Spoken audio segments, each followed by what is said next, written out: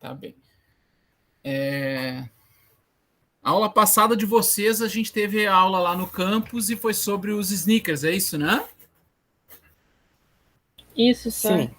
Ficou alguma coisa que vocês queiram comentar ou que vocês pensaram depois da aula que gostariam de sugerir, enfim, que vocês pensaram, refletiram? Foi tranquilo? Gostaram da aula?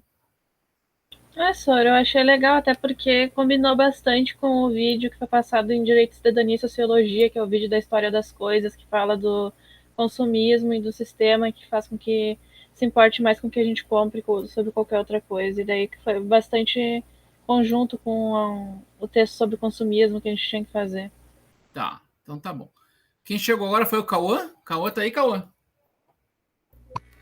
Sim, senhor, estamos online. Então tá. Pessoal, nossa aula hoje é para falar sobre o corpo humano, sobre o corpo. E eu tentei colocar alguns materiais no Moodle, mas os materiais ficaram muito pesados, tanto a apresentação que eu preparei para vocês, quanto um livro que eu encontrei e já tinha lido, enfim. E eu deixei lá um texto. Eu não sei se vocês conseguiram ter acesso ao texto, eu coloquei, acho que foi anteontem, enfim. Mas é um texto que fala sobre a construção cultural do corpo. Então, eu preparei uma apresentação para a gente conversar sobre o corpo e entender o que é o corpo humano, enfim. Não só nas suas questões biológicas, das partes, das funções e como ele funciona, mas também na questão dele, como ele tem importância na construção de sentidos, significados e como a gente está passando por um momento bem desafiador sobre as relações com o nosso corpo, tá? Eu vou apresentar para vocês aqui, vamos ver.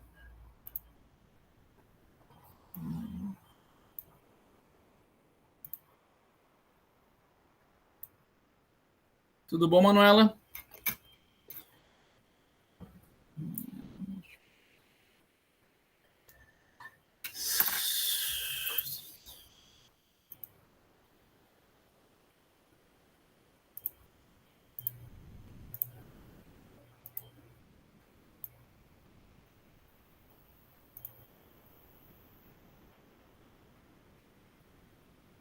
Tá aparecendo para vocês aí?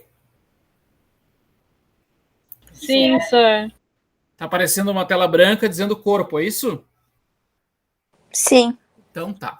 A aula de hoje, então, a ideia é que eu não estou vendo vocês aqui, mas qualquer coisa vocês podem me chamar. Eu vou ter que deixar, acho que assim, para mim conseguir ver quem está entrando. Entrou a Andressa. Tudo bom, Andressa? Vocês conseguem ver assim, né? Sim, senhor. Nós estamos vendo agora o primeiro slide escrito corpo lá. Identidades corporais. Tá. Então a ideia é assim a gente colocar algumas questões sobre o corpo, né? Se vocês procurarem um conceito no dicionário, enfim, o que vai ter é que o corpo é um substantivo masculino, né? E indica a constituição ou estrutura física de uma pessoa ou animal, que é composta por, além de todas as estruturas e órgãos interiores, cabeça, tronco e membros, é composta por outras questões também que a gente vai ver agora ao longo da nossa aula. Eu peguei uma imagem de uma bailarina na ponta do pé, que expressa um pouco, coloca um pouco como o corpo ele é uma forma da gente se expressar. Ele é a principal maneira que a gente tem para a principal maneira e a única maneira que a gente tem para expressar nossos sentimentos, nossas emoções, nossas alegrias, nossas questões. E é importante a gente ter claro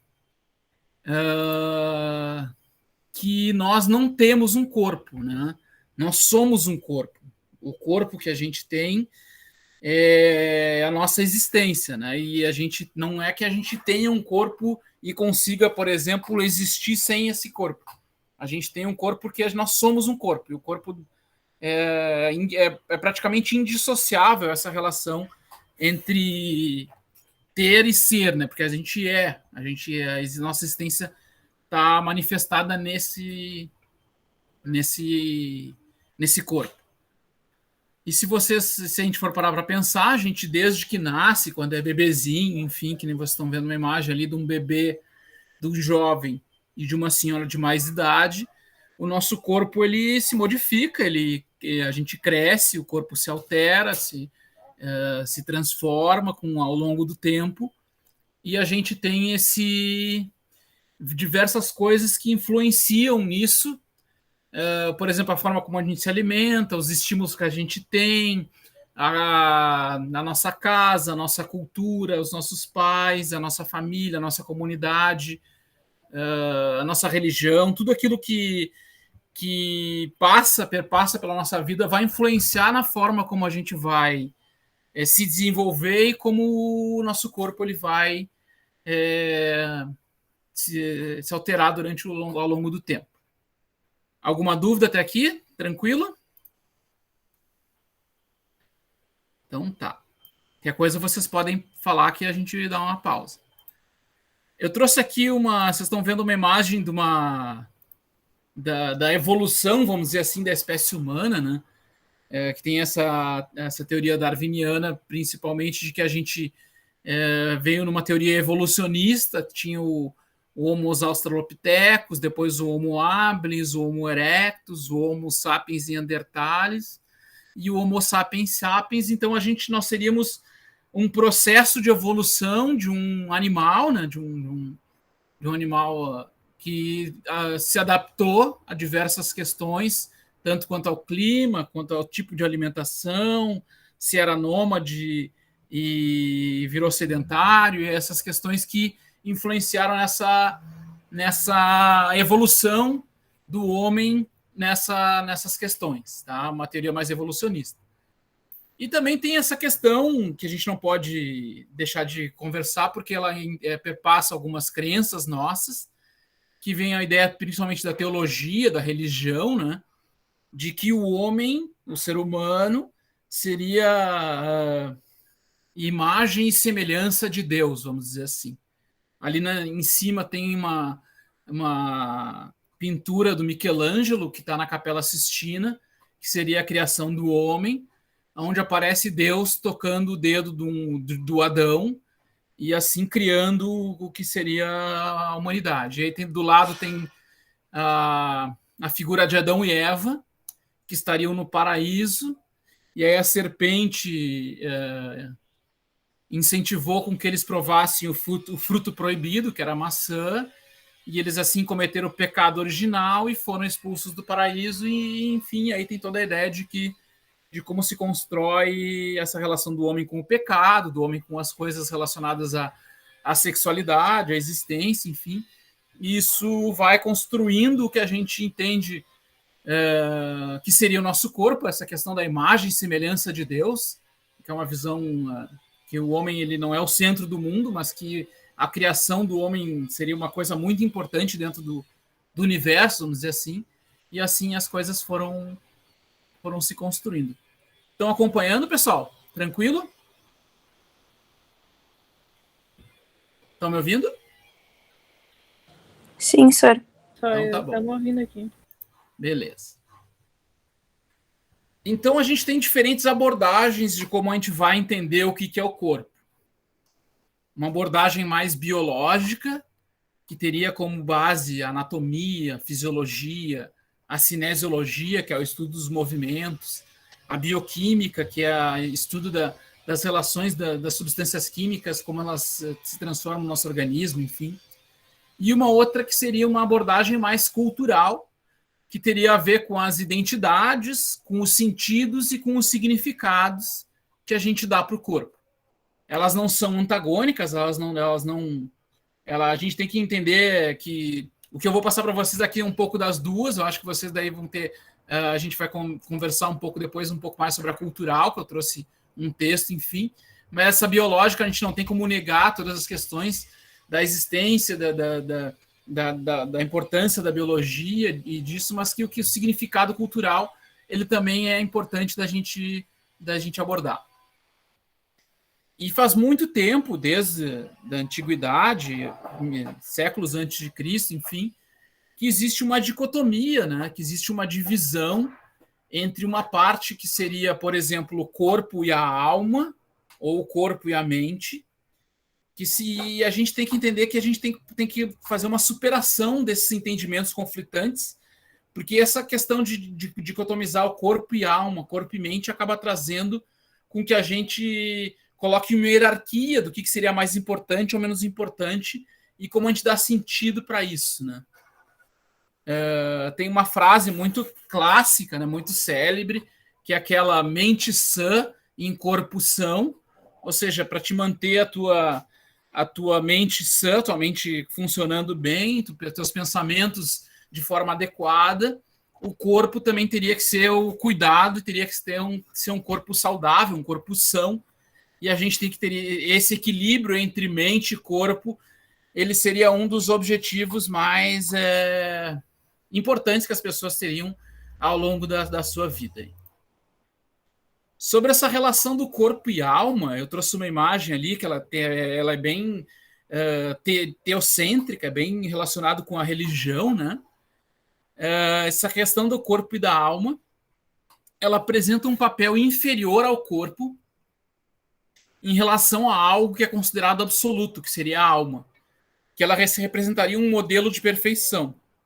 Algumas religiões e algumas crenças, inclusive, acreditam que que a nossa alma ela perpassaria por diversas encarnações, enfim, e que a gente teria essa corporeidade, essa questão de ocupar o corpo como uma coisa transitória e que teria um objetivo maior a ser superado, a ser alcançado, que seria construir uma alma perfeita dentro de uma definição moral, uma definição mais teocêntrica, enfim, mas que essa relação do corpo e da alma ela teria esse papel de a finitude do corpo não daria conta das questões relacionadas com a alma. Não sei se eu estou me fazendo entender, mas seria alguma coisa nesse sentido.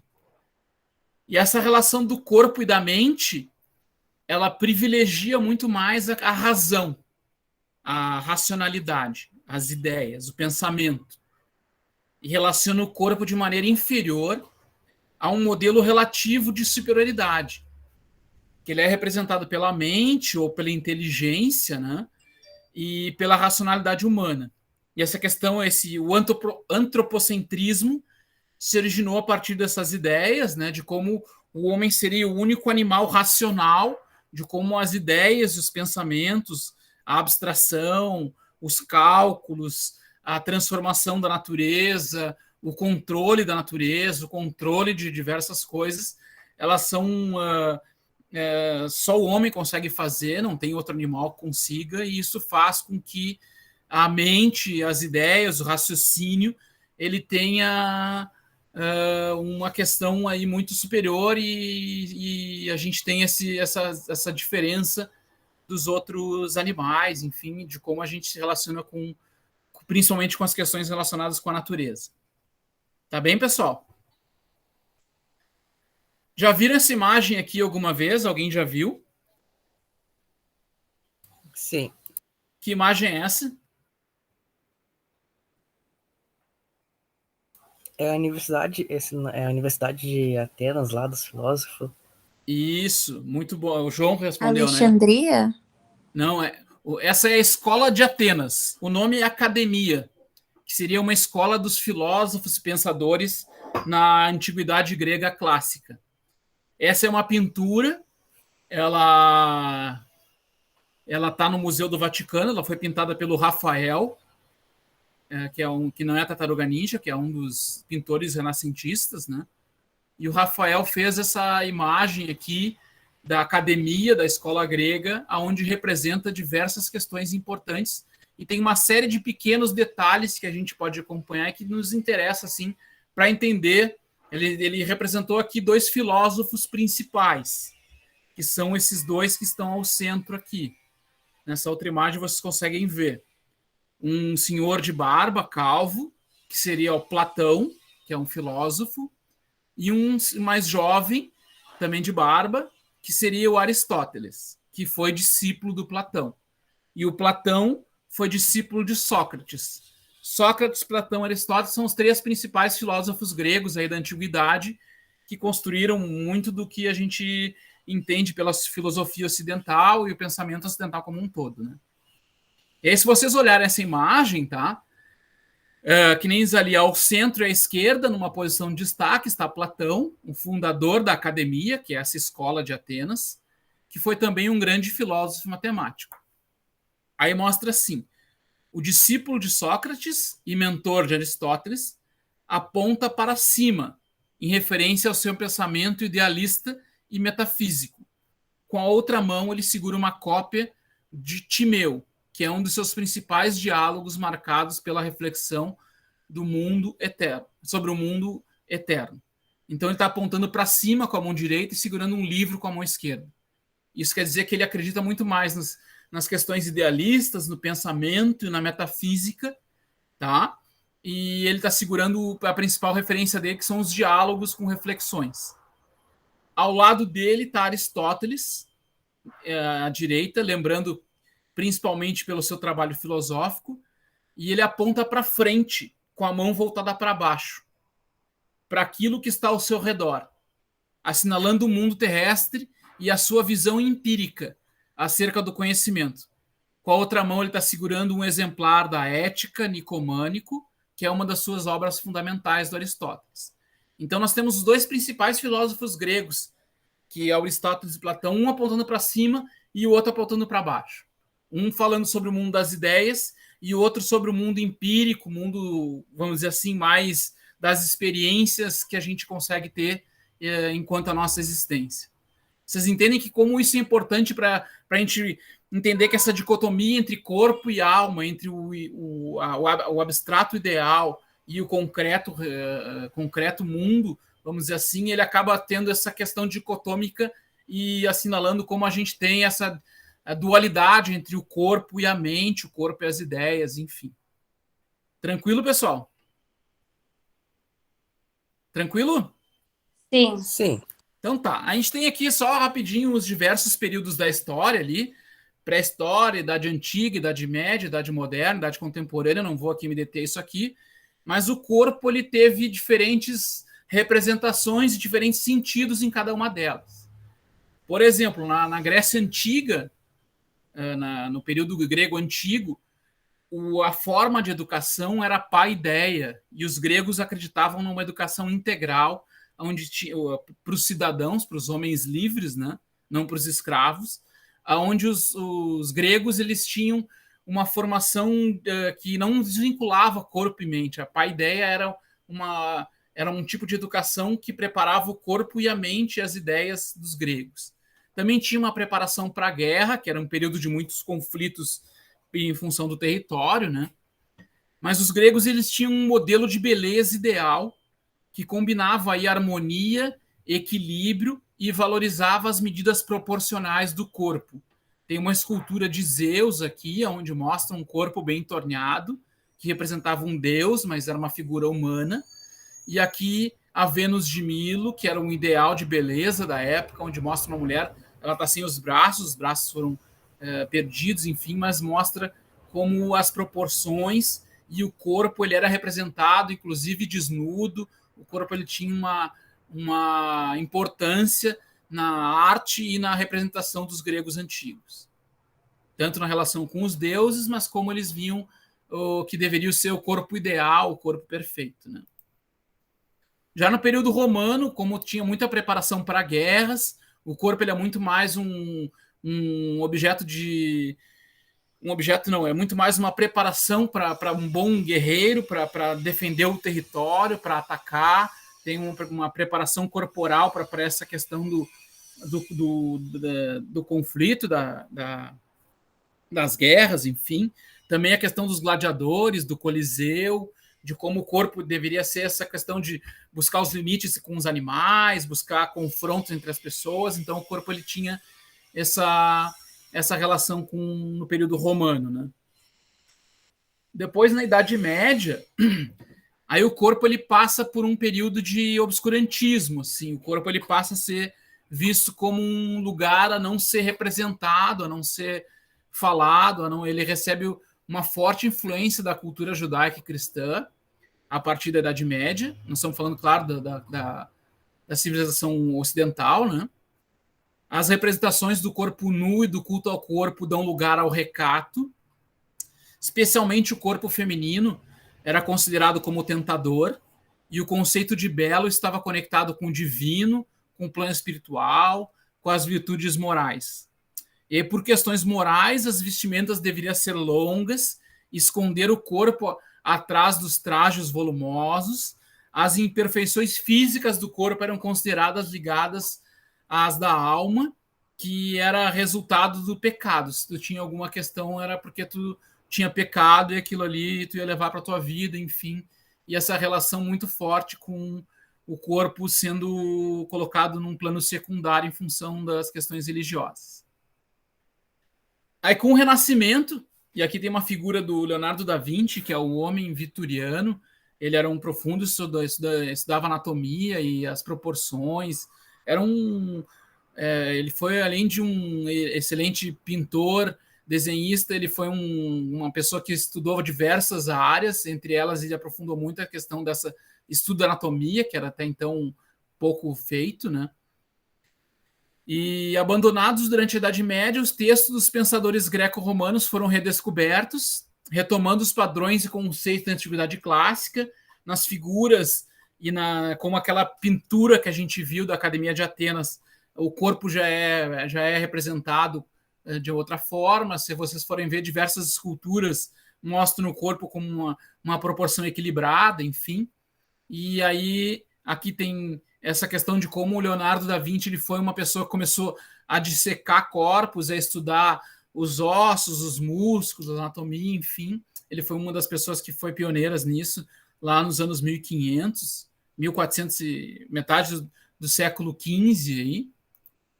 E depois, aí, no final dos anos de 1596 até o início de 1600, é onde aparece essa questão do racionalismo muito forte. A foto ali é do René Descartes, que ele tinha uma frase célebre que diz: penso, logo existo. E ele que vai criar as primeiras reflexões sobre a importância do uso do método, de como a observação tem que ser uma coisa a ser construída com passos que são seguidos, e ele vai começar essa questão da ciência do que a gente conhece como ciência, né? Mas essa questão do método, de construir uma racionalidade, de construir uma questão de o que vem antes, o que vem depois, uma lógica cartesiana também é do René Descartes, essa questão de como a gente vai representar as coisas da natureza e da sociedade, mas como a gente vai observar e vai conseguir classificar e entender essas coisas. E isso, claro, vai se refletir quando a gente fala penso, logo existo. Então tem essa lógica assim de, bom, se eu não conseguisse pensar, eu não existiria, mas ainda dá uma importância muito grande para essa racionalidade, para o corpo ainda não tem um lugar, vamos dizer assim, central e único de entendimento do que seria isso. Ainda tem essa questão de a existência estaria condicionada aos pensamentos, né? Mas a questão de como é importante essa ideia de que agora começa a se construir uma racionalidade, uma lógica de que as coisas têm um sentido, enfim. Tranquilo? Tá bem, pessoal? Tá tudo certo, só. Então tá bom. Aí vem a Revolução Industrial, a questão das máquinas e como o corpo vai para a fábrica, as crianças, inclusive, vão para a fábrica, como a relação do corpo com a produção da indústria se relaciona, e o corpo passa a ser visto como algo a ser pensado, organizado, assim como a sociedade, né? E aí vem essa questão do higienismo, que a gente vai ver, que tu tem que organizar as cidades, tem que organizar as pessoas, tem que cuidar das doenças, tem que cuidar das epidemias, enfim, as cidades se constituem como um local onde as pessoas vão, e o corpo ele passa a ser tem que ser cuidado, tem que ser um corpo esguio, um corpo funcional para aguentar a fábrica, enfim, tem que a organização do corpo e o controle do corpo passa a ser um controle da sociedade também, como é que tu organiza por exemplo, aqui tem uma aula de ginástica com diversas pessoas num campo, né? Todo mundo fazendo o mesmo movimento. Então tem essa ideia de que, bom, a gente tem que organizar e as pessoas têm que se movimentar para ter um corpo que vai um pouco essa relação com a máquina, né? Que vai gastar energia, que vai funcionar, que tem um funcionamento, enfim, e aí ele vai ser um corpo, digamos assim, produtivo. Ainda tem uma fragmentação, principalmente quando a gente pensa nas escolas, né? Por exemplo, a política educacional brasileira, no início do século XIX, tinha uma separação entre a educação intelectual, que era a educação da mente, a educação moral, que seria a educação da alma, e a educação física, que seria o cuidado e a educação do corpo, né?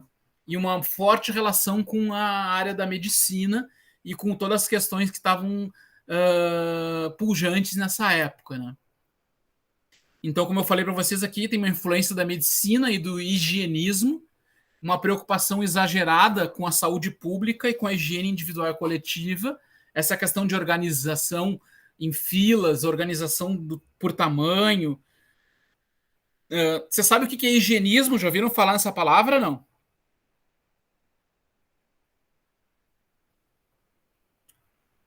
Já ouviram, pessoal? Não, Higienismo? nunca ouvi, senhor. Nunca ouviram? Nunca ouvi... Foi quando os governantes começaram, tipo, a dar mais atenção e ter maior preocupação com a higiene das cidades e tal. Foi alguma coisa assim, eu acredito. Isso. O que é higiene, pessoal? Higiene, o que é? Uma pessoa higiênica, o que é? Uma pessoa limpa, senhor. Uma pessoa limpa, uma pessoa que toma banho, escova os dentes, não tem sujeira, ela tem um cuidado com o corpo, que é... Quando a gente fala higiene pessoal, higiene bucal, é essa questão da limpeza, essa questão da asepsia, essa questão de tu... Por exemplo, tinha a ideia de que tu tinha que limpar o corpo também, e a ideia do banho não era só o banho para resfriar, era o banho para limpar os poros, vamos dizer assim. Também nessa época, os banhos de mar, eles não eram uma coisa recomendada, eles passaram a ser recomendados para te refrescar o corpo, para te ocupar o espaço da praia e entrar no mar, vamos dizer assim, que era uma coisa que a ideia do banho passa a ser cuidado com a higiene, o cuidado do corpo.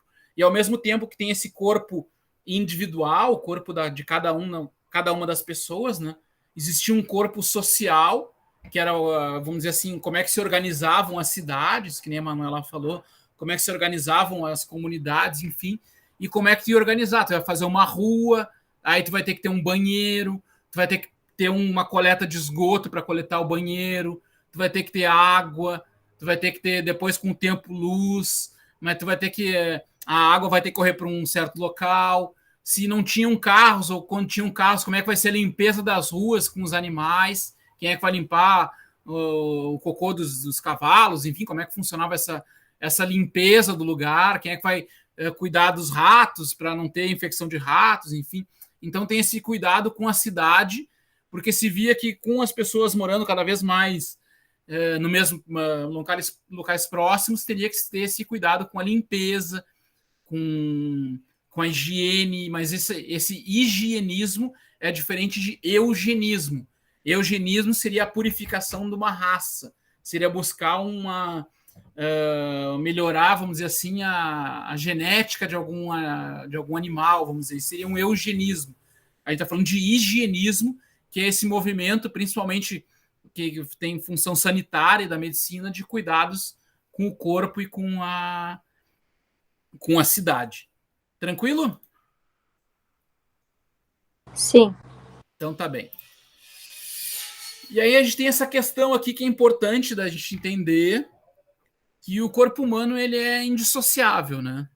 Entender que o corpo em si ele é isento de dicotomias, ou seja, ele é único e não é menos importante que a mente ou que o intelecto.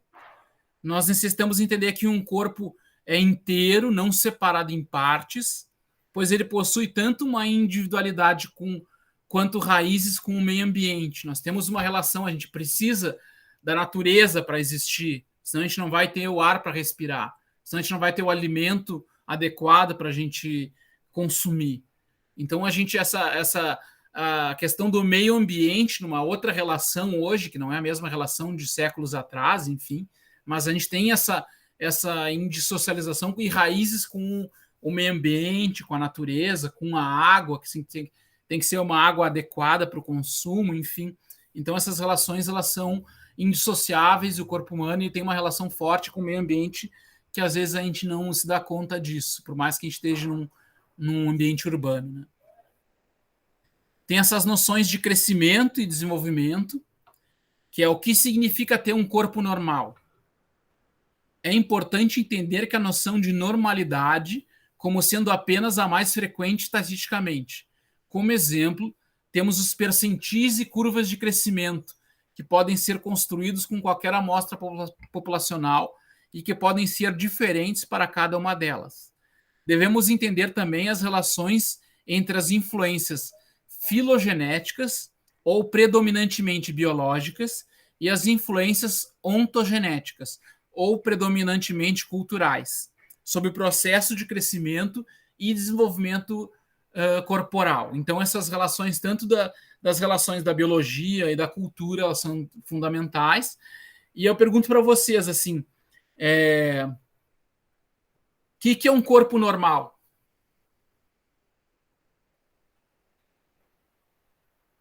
Sobre um corpo normal, eu acredito que é um corpo que não está doente, que está funcionando bem, um corpo saudável. Tá. Eu acredito que seja isso. Tá funcionando bem, um corpo saudável. Quem mais? Camille? Não, só é Duas porque... pernas, 2 braços, uma cabeça. É isso aí, um corpo funcional, do jeito que a Manu falou, mas é porque dependendo da visão que a pessoa tem sobre a situação, ela pode acabar sendo cancelada aí, porque tem uma visão social muito diferente. Não, todo mundo... é um corpo normal. O corpo normal, 2 braços, 2 pernas, 2 mãos, uma cabeça, 2 olhos, um nariz, uma boca, 2 orelhas, é isso? Um corpo, a normalidade, mas é que a questão da normalidade, assim, não é que o outro seja anormal, mas a questão é que o corpo normal ele tem um funcionamento. O funcionamento que seria bom, o corpo está respirando, ele está conseguindo viver sem uso de aparelhos. Será que aí alguém que usa marca-passo teria um corpo anormal, por exemplo? Ou alguém que usa uma prótese de perna, né? Então a gente... Desculpa, pode falar. Não, fala, mano. Eles concordaram comigo e falaram que um corpo normal é que tem 2 pernas, 2 braços. Entendo a visão deles, mas eu não acho que uma pessoa que use uma prótese de perna ou não tenha um braço que não seja um corpo normal, desde que ele funcione bem e seja saudável. Tá bem? Não, tudo bem, que bom, tranquilo. Eu também concordo contigo. Um corpo de alguém que usa uma prótese é um corpo normal. O corpo, por exemplo, de alguém que usa óculos, que eu estou usando agora, eu uso óculos para leitura, eu preciso de óculos para poder ler. Ou alguém que usa uma prótese dentária, que é uma coisa super habitual. Alguém que toma uma medicação todos os dias. Hã? Não, é que isso aí seria o corpo ainda estaria funcionando, então se está funcionando do jeito... Os itens que a gente usa são coisas para ajudar nós a funcionar. Por exemplo, eu uso óculos também, então se está funcionando direitinho, é um corpo normal, né? Sim, sim. Mas isso que eu estou dizendo, a gente não pode dizer que alguém que usa óculos é alguém que não é normal. É alguém que usa óculos. Alguém que toma um remédio, vamos dizer assim, eu preciso tomar um remédio para controlar a minha pressão todos os dias de manhã. Ou preciso fazer hemodiálise, preciso fazer algum tipo de terapia, preciso cuidar, fazer alguma coisa. A normalidade, vamos dizer assim, é um pouco essa questão assim, o ser saudável. Daí a gente vai entrar na questão o que é saúde depois. A gente vai conversar sobre o que é saúde. Mas essa questão assim de que por exemplo, quando o bebezinho nasce, tem uma curva de crescimento. E aí a pediatra mede ele a cada mês para saber em qual nível ele está naquela curva. Se ele está um pouco abaixo, um pouco acima, é só uma média que se faz para saber como é que está o desenvolvimento daquela criança. Então, esses estudos eles são importantíssimos, é óbvio que são. Mas essa questão da normalidade, bom, tá na média, esse bebê está aqui entre linha tal e linha tal. Ah, não, ele está acima da média, ele está abaixo da média. Isso serve principalmente para ter essa questão nas fases de desenvolvimento iniciais, de quando a gente está, quando é bebê, enfim. Mas essa questão da normalidade, a gente vai ver que isso também tem uma questão que a gente vai refletir um pouco de como é que hoje em dia a gente tem que pensar sobre isso e tem que conversar sobre isso daí. Tá bem? Tranquilo? Tranquilo, senhor. Então tá ótimo. Vamos lá.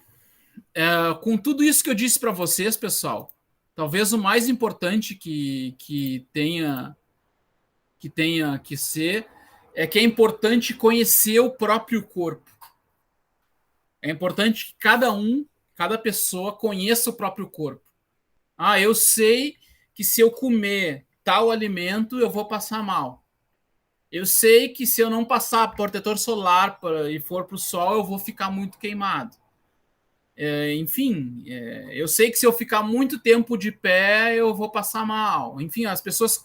É conhecer o próprio corpo. Por exemplo, com os sinais do tempo, assim, se eu tô com os dedos muito inchados, é porque eu tô retendo muito ácido úrico e eu tenho que cuidar da minha alimentação. Esse conhecimento do próprio corpo, tu entender... eu tenho que entender que eu gosto muito do cheiro de tal flor. Esse conhecimento do que eu gosto, do que eu não gosto, do que eu posso fazer, do que eu não posso, essa ideia de que a gente deve conhecer o próprio corpo é fundamental para que a gente tenha daí essa ideia de como é que eu vou fazer o cuidado dele, como é que eu vou me colocar enquanto na existência, vamos dizer assim, do coletivo e como é que isso aí vai funcionar. Aqui é uma imagem que a gente tem os 5 sentidos. Quais são os 5 sentidos, pessoal? O tato, olfato, paladar, audição e visão. Isso.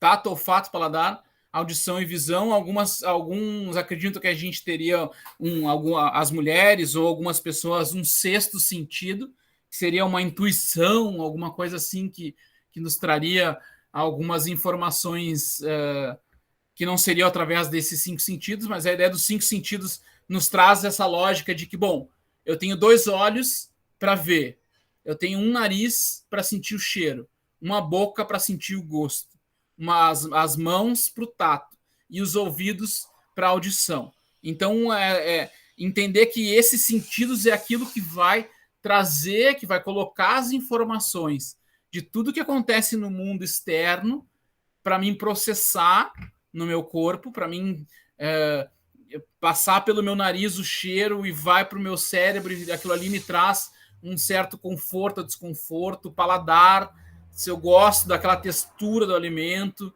ou música, se eu gosto do timbre da voz, se eu gosto daquele ritmo, a visão, quando tem muita claridade eu tenho que usar óculos escuro, ou a visão eu consigo ler de perto, ler de longe, eu gosto de ver coisas coloridas. Então é como se fosse a entrada do mundo externo para o nosso corpo, através dos 5 sentidos.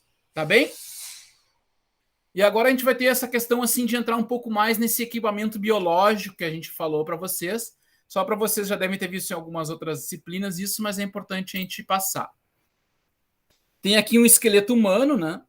Que ele é composto de 206 ossos. E o esqueleto humano, para que servem os ossos? Qual é a função dos ossos do esqueleto, pessoal?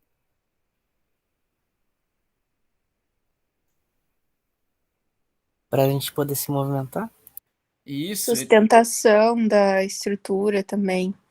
Sustentação, proteção do cérebro, dos órgãos internos. Ele dá a questão da gente conseguir nos locomover, ele faz parte do aparelho locomotor e ele protege principalmente para que a gente consiga a estrutura corporal como um todo, fazendo a ligação das outras estruturas mais sensíveis, tá?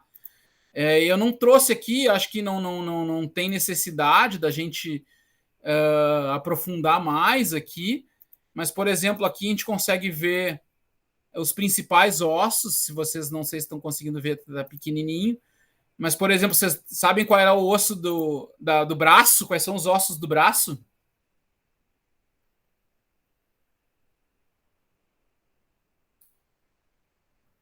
E o Arthur colocou rádio e outro. O outro é una. Isso. Tá ótimo. Vocês já viram isso em outras disciplinas, né? Teoricamente sim, senhor, mas é um monte de osso para lembrar nome, então eu acredito que a maioria não lembre todos os nomes, só os mais Não, claro. famosos. Os principais, assim, que é radiuna do braço, o húmero do antebraço, o fêmur da perna, a tíbia e a fíbula da canela, o crânio, as costelas, enfim, que no pé é o tarso, metatarso, na mão é carpo, metacarpo, as falanges dos dedos, a escápula, a clavícula, a mandíbula no crânio, que mexe a boca, enfim. Esses são os ossos que é a estrutura óssea principal nossa. Tá, gente? Nós temos essa estrutura corporal aí e é importante conhecer os principais, assim, né? Por exemplo, entender que a coluna vertebral ela é dividida em cervical, torácica e lombar. Tem 3 partes a coluna, né? E, enfim, essa é a estrutura nossa óssea, tá? Não vou me aprofundar muito, a gente pode voltar aqui depois se vocês quiserem. Além dos ossos, tem os músculos.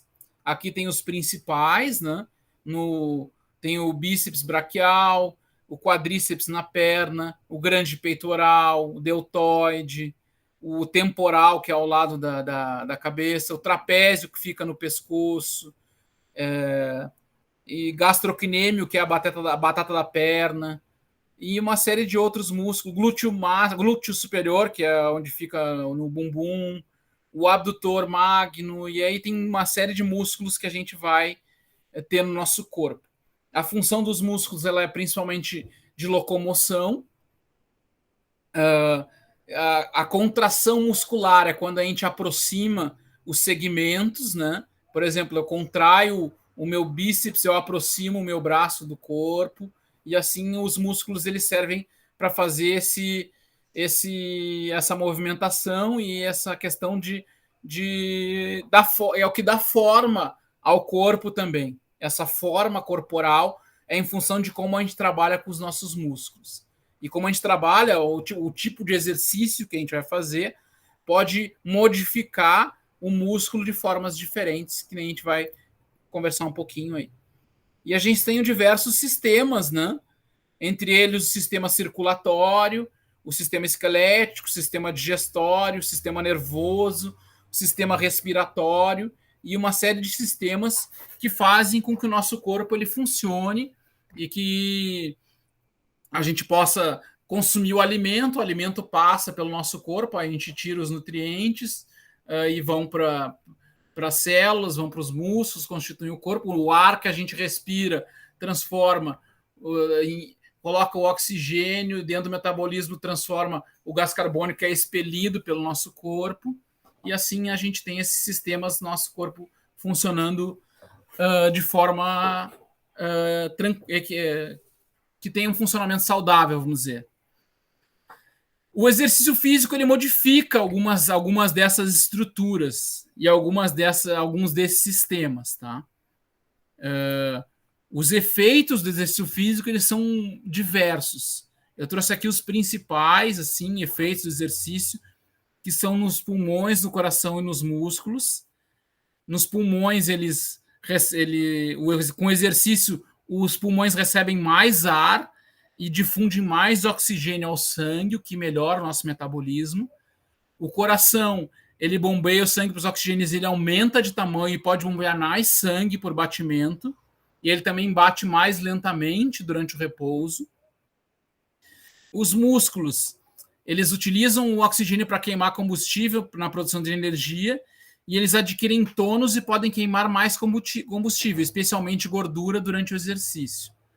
Também tem uma série de questões hormonais, como a liberação da endorfina, alguns hormônios, como o hormônio de crescimento, numa fase de desenvolvimento que a gente tem.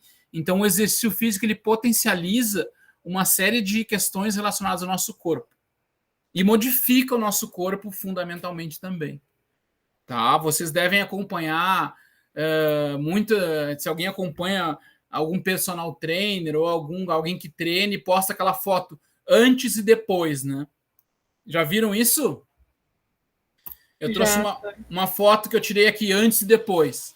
Uma pessoa que não fazia exercício, que tinha bastante gordura abdominal, enfim, era uma pessoa obesa e tal, e com exercício ele diminuiu o volume corporal, ele diminuiu a questão do seu tamanho, né? E modificou radicalmente o corpo. Essas modificações corporais, aqui eu trouxe também o ator André Marques, ele também faz exercício, mas ele passou por um procedimento cirúrgico, que a gente chama de cirurgia bariátrica. E aí, com isso, ele consome alimentos e aquele alimento é consumido de outra forma.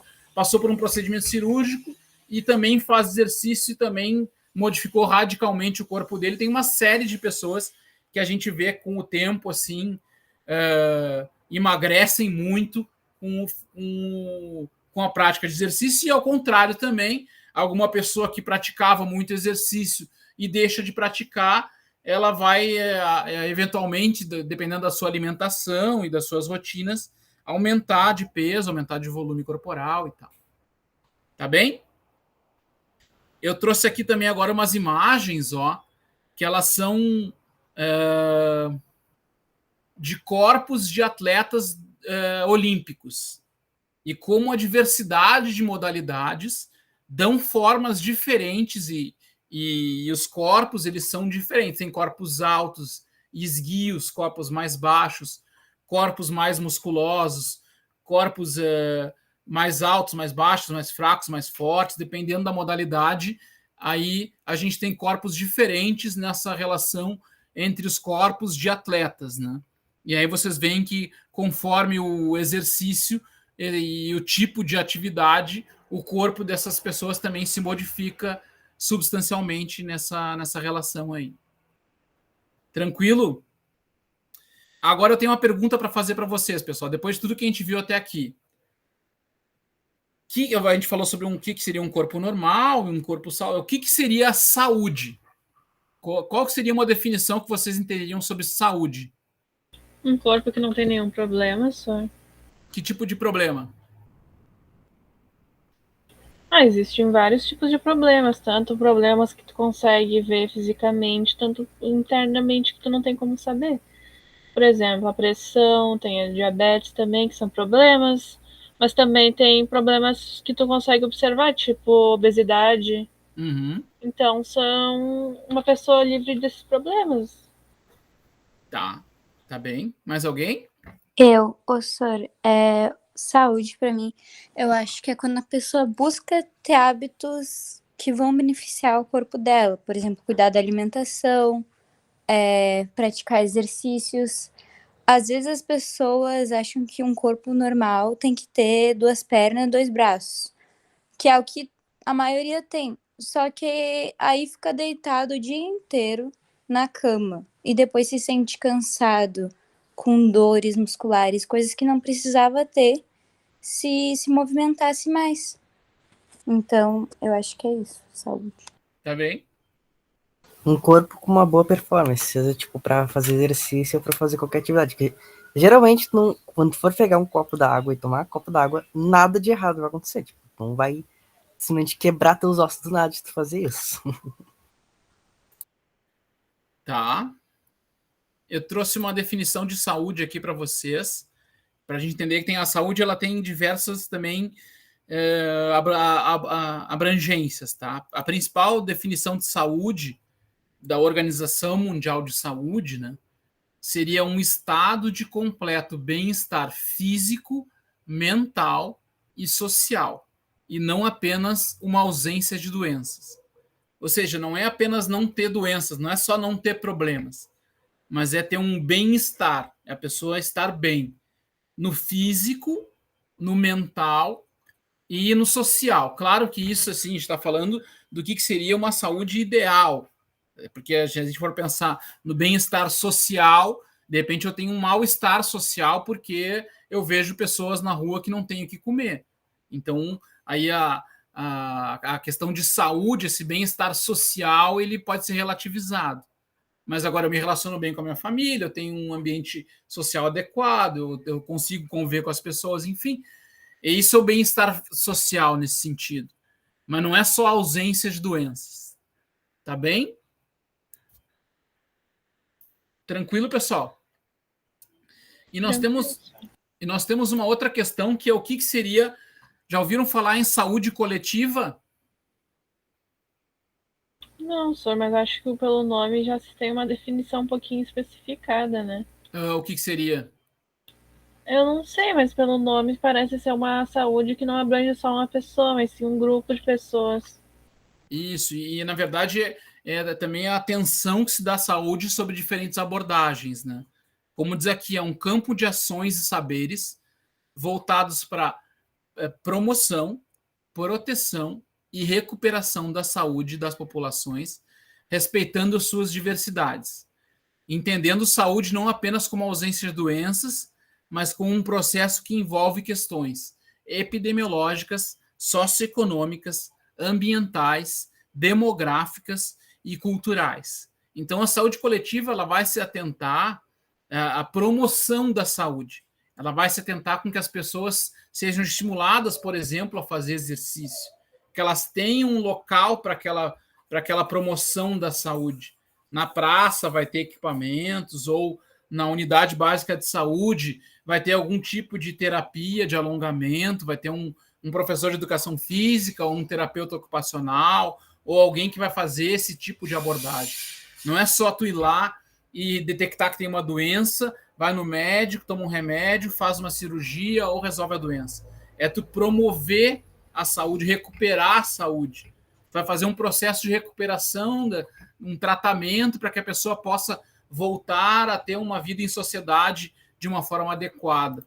E essa saúde coletiva, ela tem ela é um conceito que é razoavelmente novo, né? Mas é ela que dá forma e que dá sustentação para o que a gente conhece como o SUS, por exemplo, que é o Sistema Único de Saúde. Pode falar, Camille.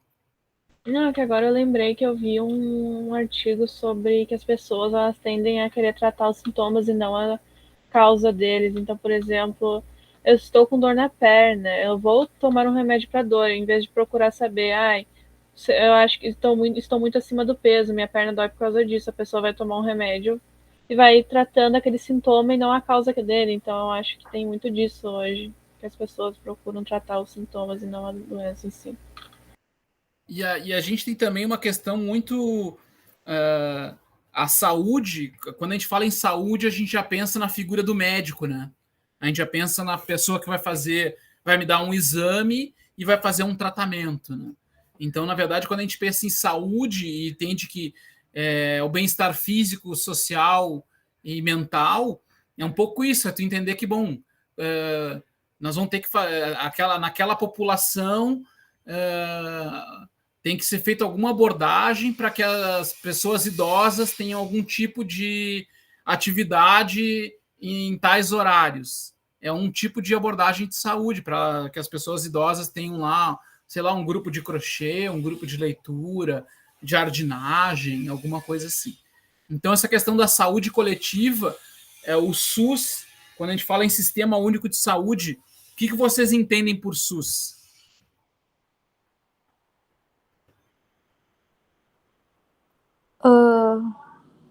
Olha só, eu sei que muita gente reclama do SUS, mas eu acho que ele é bom. O que é bom no SUS? É gratuito. É Por mais universal. que... É gratuito e universal, é para todas as pessoas. Qualquer brasileiro pode ir. Qualquer Aqui, por exemplo, brasileiro com identificação, né? Só Sim, tava no tema lá da redação do Enem, que as pessoas que não têm a identificação não podem acessar as políticas sociais. tomar direitos, coisa social. Isso. Mas vamos supor que as pessoas tenham lá, conseguem fazer um documento, conseguem dizer. E aí, quais são os lugares que as pessoas vão para cuidar da sua saúde se tem algum problema? Se tem alguma doença, onde é que vocês vão?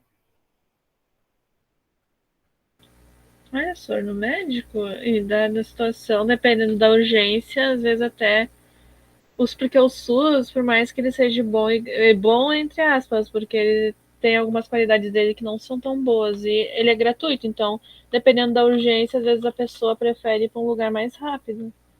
Tá, mas... assim, ó, eu não reclamo totalmente do SUS, porque Eu já fui muito em médico, assim, particular, por exemplo, o Ernesto Dornelles. E no fim tinha que esperar também, passava uns perrengues. Então, eu valorizo o SUS, de certa forma. Tá, mas você sabe, por exemplo, assim, o que é um posto de saúde? Já ouviram falar? Sim, UBS, Unidade Básica de Saúde. sim, eu já ouvi falar. E uma UPA, Unidade de Pronto Atendimento. Já ouviram falar? Sim, só tem uma perto aqui. E hospital, já ouviram falar também? Sim, só. O primeiro atendimento, aquele primeiro abordar, aqui na verdade a gente tem que entender que o caminho que a gente faz, às vezes, essa questão da urgência de emergência, de como a gente tem que buscar um tratamento, enfim, a gente sempre quer que nossos problemas se resolvam na hora, enfim. E o sistema, quando ele é assim gratuito, e ele é para todo mundo, e ele é universal, e ele o primeiro atendimento seria o do posto de saúde, da unidade básica de saúde, é onde ele vai fazer a triagem para te encaminhar para um outro local que teria uma especialidade.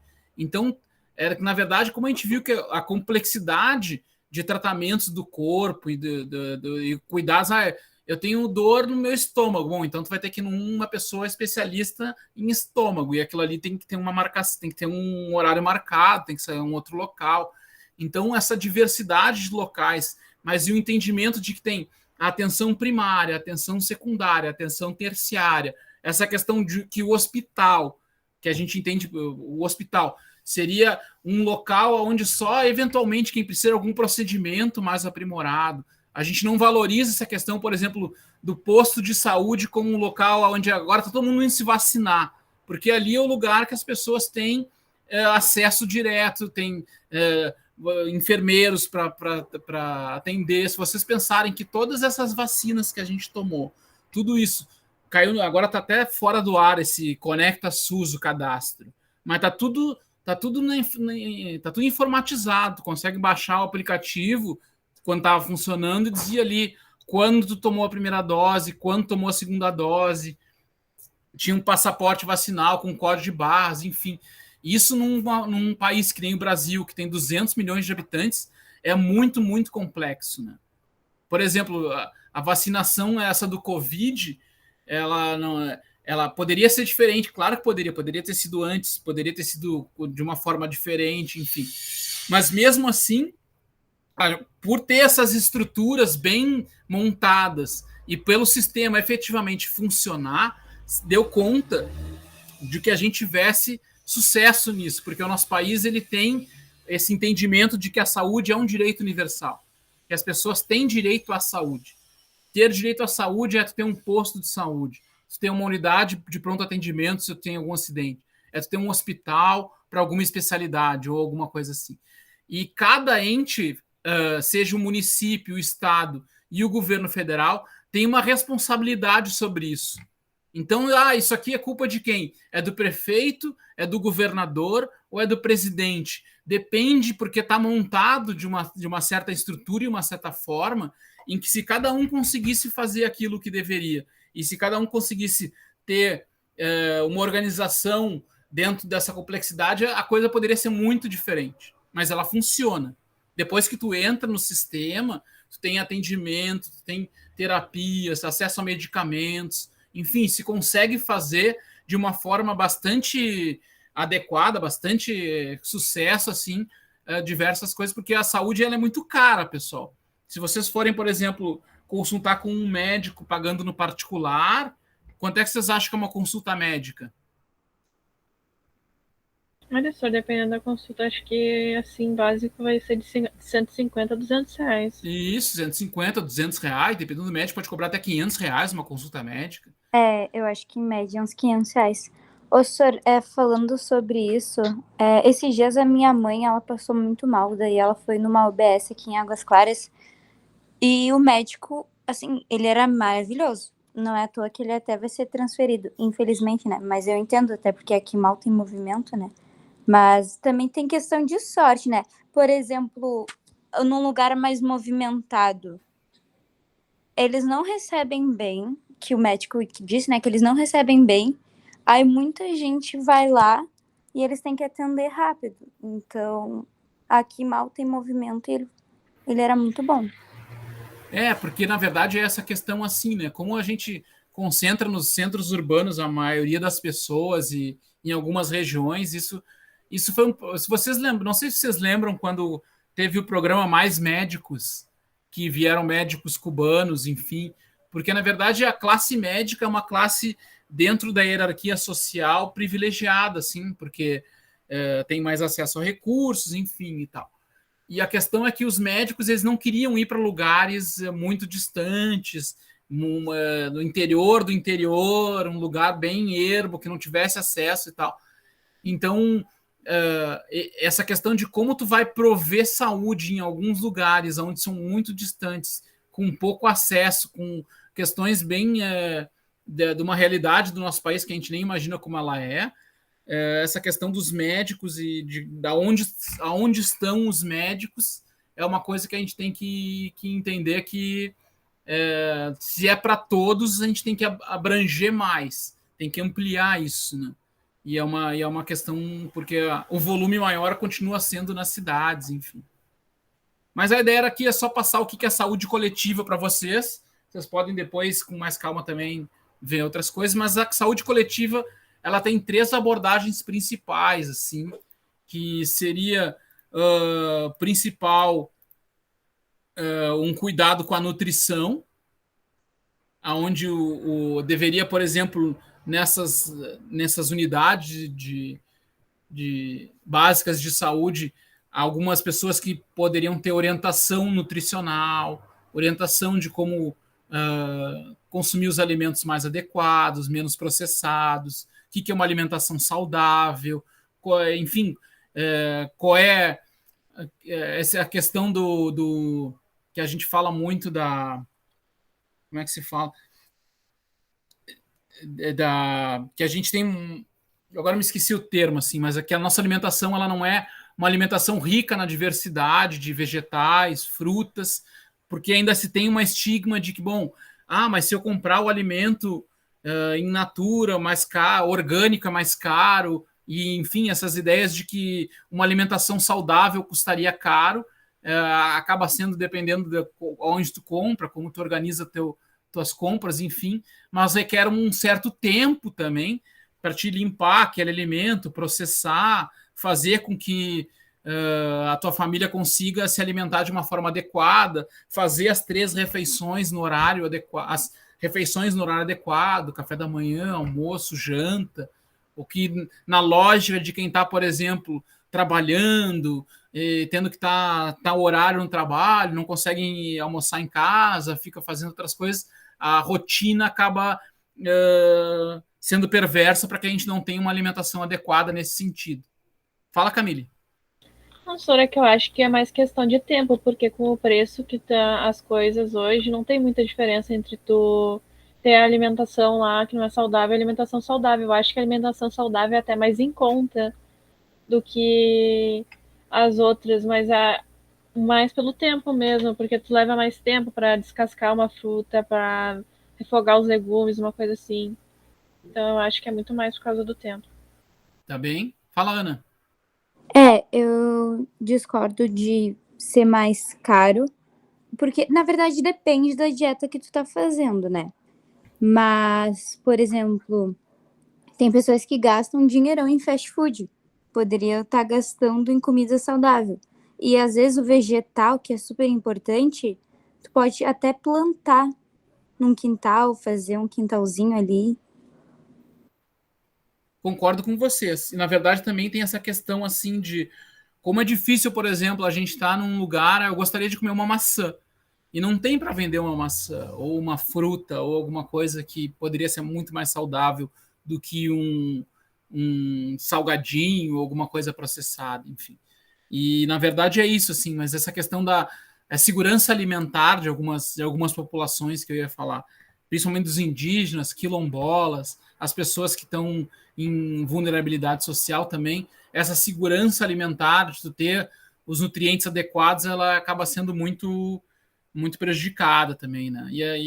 E aí a gente tem essa questão da nutrição como um dos fatores primeiros aí dessa saúde. Aqui tem essa saúde coletiva. Aqui tem a pirâmide dos alimentos, que é uma pirâmide bastante conhecida, né? Que vem essa questão dos açúcares, dos óleos, das carnes, dos feijões, legumes, pães, enfim. Como é que deveria uma dieta de 2.000 calorias, quantas porções teriam cada uma? Isso aqui são feitos em números em média, né? A gente tem uma ideia disso daí. Outra questão da saúde que a gente falou das doenças, tem algumas doenças, principalmente a hipertensão e a diabetes, que elas estão muito recorrentes nas populações e cada vez mais cedo também. Então, são doenças crônicas que aparecem com o tempo, que elas têm que ter uma atenção maior. Eu trouxe aqui um exemplo da hipertensão, que é essa ideia de que a circulação do sangue, para chegar a cada parte do organismo bombeado a partir do sangue, exerce uma força nas paredes, e os vasos têm uma resistência física sobre isso. A pressão arterial ideal seria 12/8 milímetros de Hg. Ela é medida por aqueles fios no mamômetro ali. As causas da hipertensão seriam diabetes, obesidade, insuficiência renal, infecções renais, apneia do sono, problemas hormonais, doenças do sistema imunológico, algumas medicações como analgésico, pílula contraceptiva, enfim, alguns fármacos e outras drogas aí. E a diabetes, a chamada diabetes mellitus, ela surge quando há uma disfunção na produção da insulina, que é um hormônio com origem no pâncreas que é essencial para a produção da energia, né? A insulina é basicamente a chave que ela abre a célula para a glicose entrar e virar energia. E essa questão assim então o hormônio ajuda o açúcar a entrar na célula e o organismo continua funcionando. Os diabéticos, eles não teriam essa chave, ou eles até possuem, mas ela não abre, e a doença se caracteriza pelo aumento da glicose no sangue, decorrência da insuficiência da má absorção da insulina. A glicose em jejum ali entre 100 e 125 miligramas por decilitros é a diabetes em jejum alterada. A partir de 126 aí já é diabetes, e a partir de 140 aumenta essa questão da intolerância à glicose e também tem diagnóstico de diabetes, tá? Aqui é mais para vocês saberem que tem dois tipos, tipo 1 e tipo 2. Uma delas tá bem pequeno aqui, mas uma delas a pessoa precisa tomar insulina, injeção de insulina para fazer a absorção dos alimentos, né? E a outra é uma que aparece muito mais na juventude, enfim, relacionada a questões genéticas e ambientais. E a outra questão que a saúde coletiva se preocupa é essa questão do estilo de vida. E aqui eu trouxe uma pessoa correndo. E aí a gente entende o que é esse estilo de vida e a forma como a pessoa leva a vida dela, se ela faz exercício, se ela se alimenta, enfim. Tranquilo, pessoal? Até aqui tá tranquilo? Sim. Eu vou passar agora para vocês algumas imagens de corpos que a gente vai entrar daí na questão de como essas representações elas são colocadas. Eu vou aumentar aqui para vocês e vou passar isso aí. Deixa eu ver, tá aqui. Representações de corpos. Vocês só prestem atenção, tá?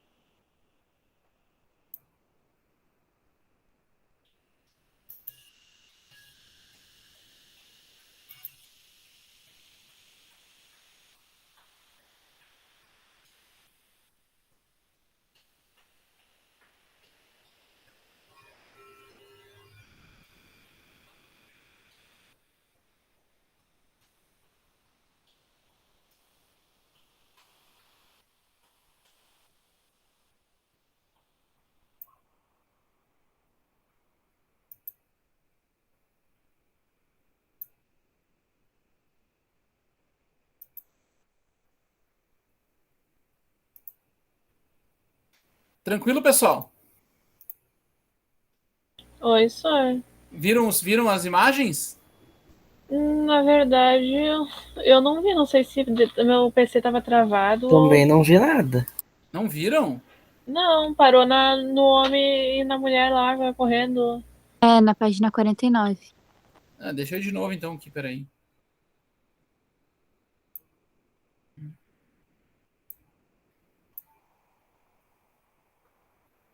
Agora tá?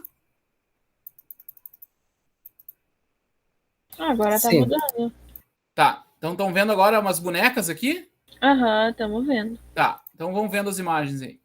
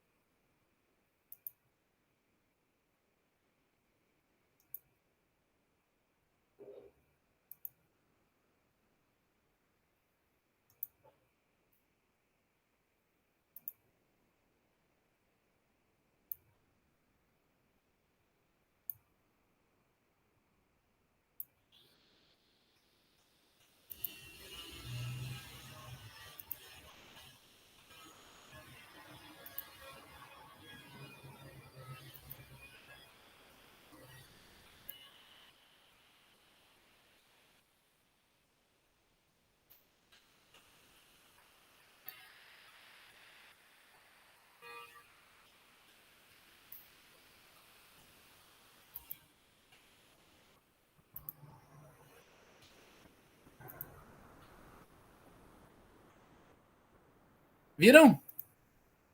Sim. Senhor. Então tá. A ideia dessas imagens é a gente discutir agora um pouco do texto que está lá no Moodle, que eu gostaria que vocês lessem depois, tá? E a gente vai conversar um pouco agora sobre ele, tá? Vocês estão na aula aqui, vão ter o privilégio de a gente conversar sobre ele. Que trata sobre essa questão da produção cultural do corpo. É um texto da professora Silvana Gellner, tá? Eu vou ler para vocês aqui. Um corpo não é apenas um corpo, é também o seu entorno.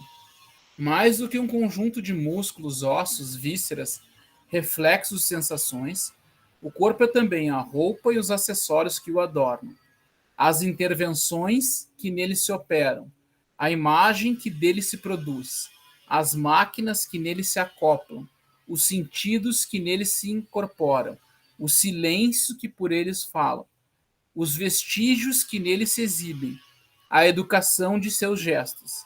Enfim, é um sem limite de possibilidades, sempre reinventadas e a serem descobertas. Não são, portanto, as semelhanças biológicas que o definem, mas fundamentalmente os significados culturais e sociais que a eles se atribuem.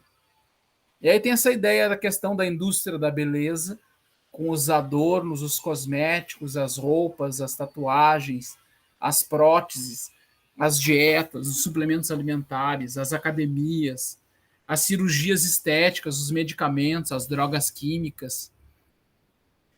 E essa aí vem dentro de uma linha que se chama Estudos Culturais do Corpo. E diz que tais campos teóricos, ao enfatizar a dimensão cultural do corpo, não negam a sua materialidade e centralidade na definição do que seja um corpo, nem mesmo tomam a biologia como definidora dos lugares atribuídos aos diferentes corpos em diferentes espaços sociais. Ou seja, não é pela biologia que justificam determinadas atribuições culturais, como outrora foi comum no pensamento ocidental moderno. Diga-se de passagem, ainda há em algumas perspectivas contemporâneas de análise do corpo. A ideia é desestabilizar verdades preconcebidas e romper com os essencialismos são algumas das contribuições do campo teórico dos estudos culturais e também das abordagens historiográficas críticas que têm tomado o corpo como locus de investigação, seja pela ótica da medicina, da estética, da arte, da nutrição, da mídia, da psicologia, do lazer, da moda, etc. Aí traz um autor que é bem importante, que é o Michel Foucault. Michel Foucault é, sem dúvida, um autor cuja contribuição é inegável em ambos os campos teóricos, em especial quando tematiza o corpo, afirmando, sobretudo, serem os nossos gestos construções culturais historicamente datadas.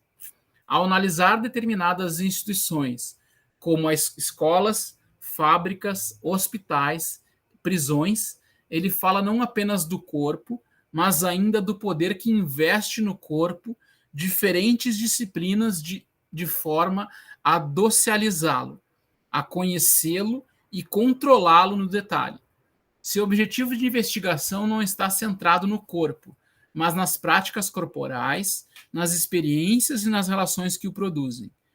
Num determinado tempo local, de uma forma específica e não de outra qualquer. Para Foucault, o controle da sociedade sobre o indivíduo não se opera apenas pela ideologia ou pela consciência, mas pelo seu começo no corpo com o corpo. Foi no biológico, no somático, no corporal, que antes de tudo investiu a sociedade capitalista. O corpo é uma realidade biopolítica, é um conceito dele, tá? É importante aqui, ó, percorrer histórias, procurar mediações entre passado e presente, identificar vestígios e rupturas, alargar olhares, desconstruir representações, desnaturalizar o corpo de forma a evidenciar os diferentes discursos que foram e são cultivados em diferentes espaços e tempos, é imperativo para que compreendamos o que hoje é designado como um corpo desejável e aceitável. Lembrando que sempre que essas são referências transitórias, mas que mesmo por assim serem, não perdem seu poder de excluir, inferiorizar e ocultar determinados corpos em detrimento de outros. Não é sem razão que o corpo jovem, produtivo, saudável e belo é um ideal perseguido por um número infinito de mulheres e homens do nosso tempo, cujos investimentos individuais demandam energia, dinheiro e responsabilidade. O culto ao corpo, como hoje vivenciamos, em que pesem as especialidades de cada momento histórico, de cada cultura, tem seu início no século XVIII e se intensifica no século XIX, porque nesse tempo o corpo adquire relevância nas relações que se estabelecem entre os indivíduos.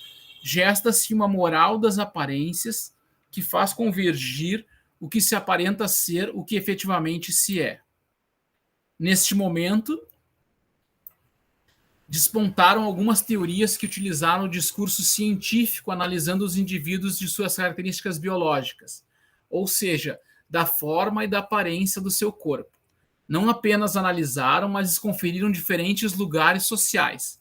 O tamanho do cérebro poderia justificar o nível de inteligência, a aparência do rosto, cor da pele passou a ser um elemento de identificar aptidão para alguns no trabalho manual, as feições, o tamanho das mãos ou do crânio poderiam classificar os comportamentos, identificar os loucos, criminosos, tarados e agitadores políticos. Essas classificações colaboraram para que diferentes hierarquizações se estruturassem entre os humanos. Por vezes, os negros e as mulheres foram consideradas inferiores exclusivamente porque seus corpos apresentavam algumas características nomeadas por essa ciência como inferiores, incompletas ou díspares. Vocês estão vendo aqui uma imagem de alguém medindo o nariz da outra pessoa? Sim, senhor. Então, na verdade, se tinha uma ideia de que tu fazia essa medida de algumas partes do corpo e fazer esse controle do que era um corpo belo, um corpo saudável, um corpo esguio, enfim, ele tinha essa ideia de que poderia se classificar as pessoas nessa questão. Aqui eu não vou ler para vocês, eu quero achar aqui. Aí vem essa questão de como a ginástica ela vai se. A ginástica e os cuidados com o corpo na educação física vão aparecendo. Né?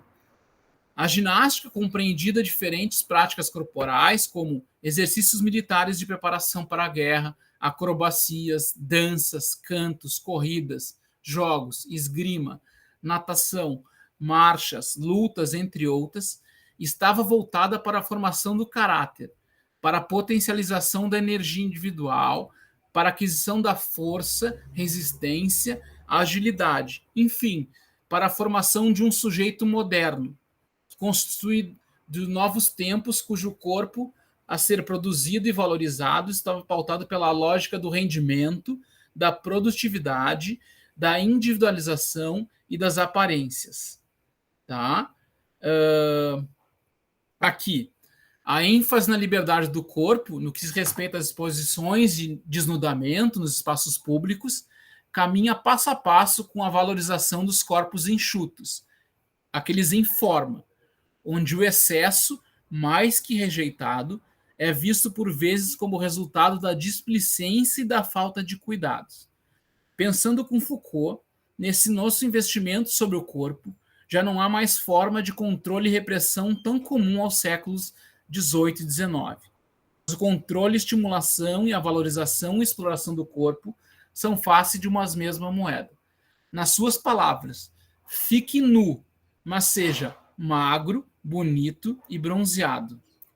E aí, para finalizar, a produção do corpo se opera simultaneamente no coletivo e no individual. Nem a cultura é um abstrato a nos governar, nem somos meros receptáculos a sucumbir às diferentes ações que sobre nós operam. Reagimos a elas, aceitamos, resistimos, negociamos, transgredimos, tanto porque a cultura é um campo político, como o corpo ele próprio é uma unidade biopolítica. Por essa razão, podemos pensar no corpo como algo que se produz historicamente, o que equivale a dizer que o nosso corpo só pode ser produto do nosso tempo, seja do que dele conhecemos, seja do que ainda está por vir. Um corpo que, dada a importância que hoje apresenta, no que respeita à construção da nossa subjetividade, está exigindo de nós não apenas a busca constante de prazeres sempre reinventados, mas também disciplina, responsabilidade e dedicação. Um corpo que, ao mesmo tempo que é o único revelador de seu próprio, é também um corpo partilhado, porque é semelhante e similar a uma infinidade de outros produzidos nesse tempo e nessa cultura. Aí, pessoal, tem uma relação importante de como as vivências corporais, os discursos acessados e as experiências estéticas, elas acabam ajudando a construir esse corpo que a gente está conversando. Por exemplo, dentre as figuras que vocês viram ali, essas narrativas de princesas, o que são as princesas? As narrativas do que é o super-herói, quem é o vilão, como é correto ser e como não é correto ser.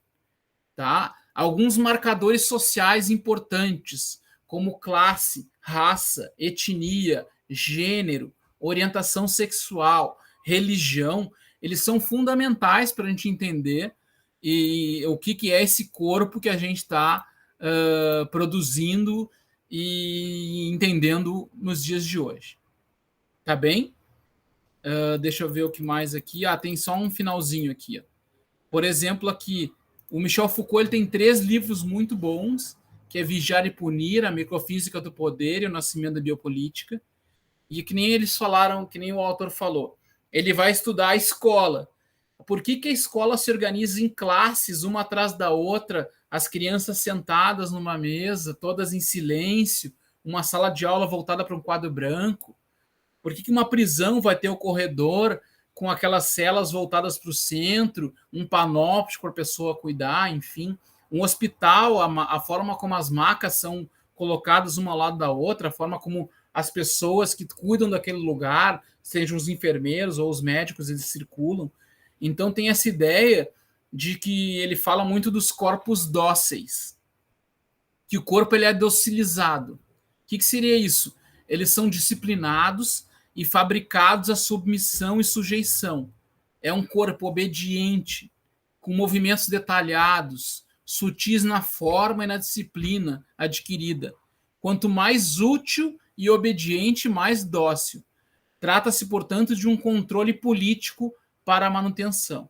E aí a gente tem aqui algumas coisas para a gente pensar, né, sobre o que seria esse... Alguém quer falar alguma coisa antes da gente entrar nessa questão mais de agora, vamos dizer assim? O que vocês acharam dessa leitura do texto da Silvana, que a gente fez aqui alguns recortes, e essa ideia do Michel Foucault? Pensaram em alguma coisa, não? Já tinham ouvido falar sobre isso?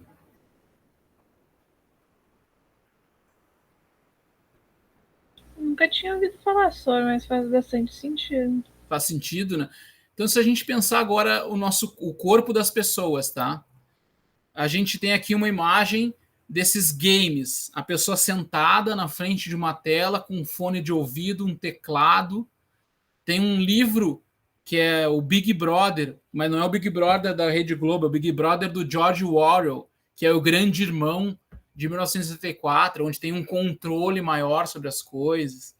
Se a gente pensa também nessa questão de como a gente acessa os celulares e a gente acaba caindo no algoritmo e acaba vendo sempre as mesmas coisas no Instagram, como o Instagram, o Facebook, o TikTok, esse metaverso e essas outras, esses outros locais virtuais acabam colocando e imprimindo uma certa ideia do que seria o corpo ideal, do que seria o corpo a ser almejado, do que a gente deve fazer com o corpo. Eu não sei o que você segue no Instagram, o que vocês veem, mas, por exemplo, a imagem das pessoas na praia usando biquíni, a imagem das pessoas comendo churrasco, essa questão de tu estar te expondo para um coletivo de uma forma virtual, sempre feliz e tal. O que vocês pensam sobre isso? Vocês acham que o corpo das pessoas é o que aparece nesse mundo virtual? Eu acho que não, Sor. Não é à Não? toa que se tu vai na praia, tu vê uma diversidade de corpos. É, né? Que mais, pessoal? E raramente são esses da internet. Não é à toa que os da internet tem muito Photoshop, né, Sor? Tem outros tipos de intervenção que são os virtuais. Olha só, a internet, assim, para as pessoas que creem muito nela, é um veneno, porque tu nunca vai conseguir chegar perto dos padrões dela, porque a maioria das fotos que aparecem na internet elas já são tratadas com Photoshop, iluminação, algum filtro também foi colocado na foto. Então tem pessoas que se iludem com a imagem perfeita, tipo, olha que legal, olha como essa blogueirinha aqui ela é bonita, mas na verdade ela não é assim realmente. Ela não, pode ser que ela não seja feia, sabe? A pessoa não é feia, ela só pega e ela passa uma visão contrária na internet, sabe? Ela dá uma tratadinha na foto, remove uma manchinha ali, uma cicatriz ali que também que não estava legal, e daí vai iludindo as pessoas. Não, e essas pessoas que têm algumas blogueiras ou alguns, enfim, o trabalho deles é esse, né? Eles vivem para fazer tratamentos, para cuidar com o corpo, indo na academia, achando o melhor tipo de treinamento, dando forma, o abdômen tanquinho, não sei o quê. Essa questão do como o corpo ele é um objeto de poder, né? A pessoa sente que ela tem poder efetivamente nessa relação assim de poder. Eu não quero dizer que ela é melhor ou pior, mas quer dizer que aquilo ali impacta as pessoas, principalmente num país que nem o nosso, que é um país de praia. Se vocês forem para alguns locais de praia, que nem Rio de Janeiro, é normal as pessoas pegarem ônibus sem camisa, andar sem camisa na rua, ou expor o corpo de uma outra forma. Aqui, por exemplo, é outra relação aqui no Rio Grande do Sul. Mas esse mundo virtual, ele acaba indo e fazendo com que a gente acabe consumindo e vendo como o corpo ele é um objeto dessa questão que o Michel Foucault falava de que, bom, tem que ser jovem, tem que ser saudável, tem que ser adequado, né? Não sei se vocês concordam com isso. Eu concordo, Sir. Acho que o fato de o corpo tu tem que se sentir bem consigo mesmo, porque se tu for olhar pra internet, nem sempre a pessoa que tá lá mostrando o corpo dela, ela tem autoestima. Então, ela é uma ilusão, sabe? Tu tem que se sentir bem contigo mesma, porque senão tu vai acabar se subestimando a outros corpos que tu vê. Queria ouvir os outros, pessoal. O que vocês acharam? Gostaram das propostas, das aulas? Esse texto que eu sugeri é um pouco essa questão, porque, na verdade, a ideia da anatomobiologia, eu acho que a gente dá conta, vocês dão conta em outros locais, mas é importante saberem os principais ossos e músculos, os sistemas, enfim. Mas a relação de como o corpo ele foi negado em alguns momentos, como ele passa a ser objeto de representação na arte, enfim. E hoje em dia tem essa coisa assim, a maioria das pessoas, virou o ano, vou na academia, tá pago. É como se fosse uma dívida que tu tem que treinar o corpo numa academia para fazer os exercícios tais. E é importante tu bater uma foto e postar no Instagram, e aquela foto ter um monte de curtidas e as pessoas verem que efetivamente tu tá te esforçando, tá fazendo, tá disciplinado, tu acorda às 6 da manhã, vai domingo na academia, faz corrida, enfim, e expõe o teu corpo nesse mundo virtual de que as pessoas têm esse acesso aí.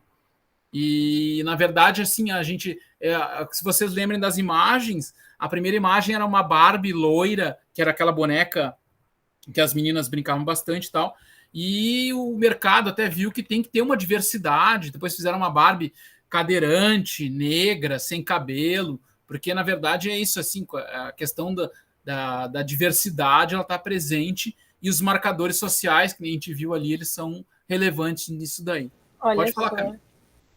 Dessa parte aí das bonecas, agora da diversidade e acessibilidade são bem diferentes, porque com o preço que, por exemplo, a Barbie de cadeira de rodas, com o preço dela, tu consegue comprar 3 Barbies normais e ainda sobra, acho que uns dinheirinhos para te fazer a cadeira de rodas de palitinho, porque Sério? é muito caro.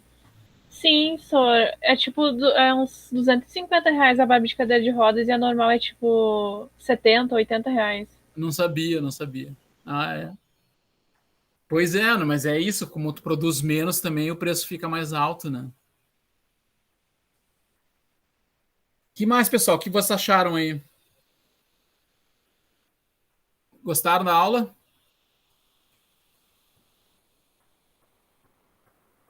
Eu gostei, só não é um tema difícil de compreender, é uma discussão legal para se trazer, porque é uma coisa que a gente vê bastante assim durante o nosso dia mesmo, essa questão do corpo e como as pessoas vê até nas mídias sociais, nas redes sociais a gente consegue assimilar com o conteúdo que a gente está vendo. Então tá. Eu pedi para quem a tarefa de vocês, que vocês vieram na aula, eu vou pedir que vocês também façam, mas vocês podem fazer só um parágrafo. Quem não veio mais na aula, quem não assistiu essa aula, eu vou pedir que faça daí uma lauda, uma página.